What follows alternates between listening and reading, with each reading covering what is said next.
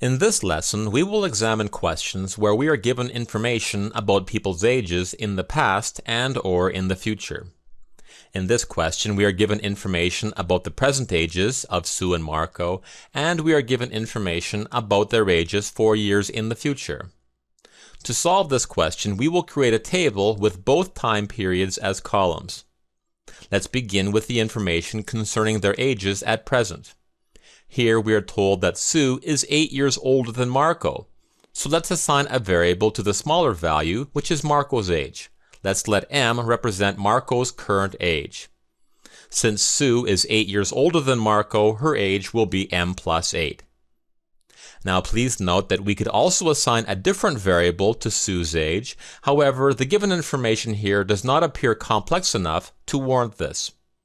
Having said that, this question can also be solved using two variables, and in our next example, we will use two variables to solve a different question. Okay, back to our question.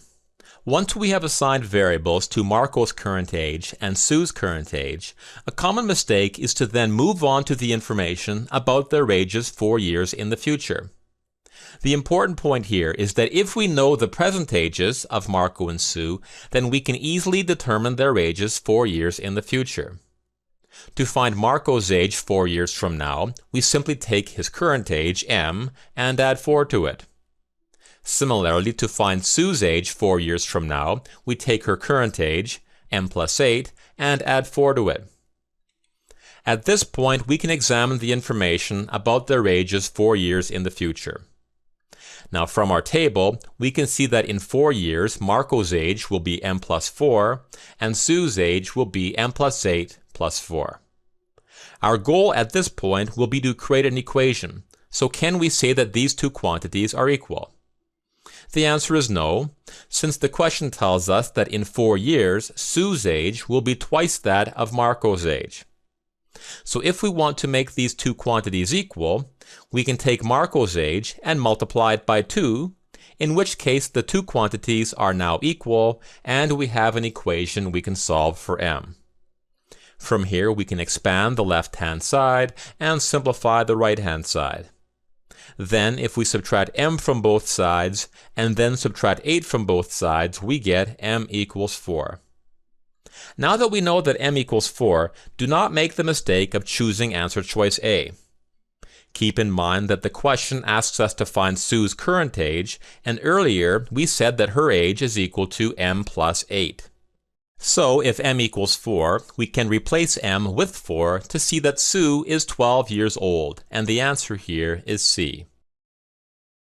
Okay, now let's try another age question. In this question, we are given information about the present ages of Abby and Iris, and we are given information about their ages 11 years in the past. So let's create a table with both time periods as columns. We will begin with the information about their ages at present. Here we are told that the sum of their ages is 42. So one option is to assign a variable to one age and let the other age be 42 minus that variable. Another option here is to use two variables. Let's try that. We will let A represent Abby's present age and let I represent Iris's present age. Since we are using two variables, we will need to create two equations so that we can solve for A and I. Well, since their ages presently add to 42, we can say that A plus I equals 42. Alright, now let's complete our table. If Abby's present age is A, then her age 11 years ago was A minus 11. Similarly, if Iris's present age is I, then her age 11 years ago was I minus 11. Okay, now let's work with the information we have about their ages 11 years ago. Here's Abby's age 11 years ago, and here's Iris's age 11 years ago. These ages are not equal since the question tells us that Abby's age is 3 times that of Iris's age. So if we take Iris's age and multiply it by 3, these two values will be equal. From here we can take this equation and expand the right-hand side, then subtract 3i from both sides, and then add 11 to both sides to get another equation with two variables. At this point we can take the two equations and solve this system. To do this, we will first take the top equation and multiply both sides by 3, and we will leave the bottom equation as is. From here, if we add the two equations, we get 4a equals 104, and when we divide both sides by 4, we see that a is equal to 26. Now don't forget that a is equal to Abby's present age, and the question asks us to find her age 2 years from now. So her age in 2 years will be 28, which means the answer is E. Alright, let's summarize.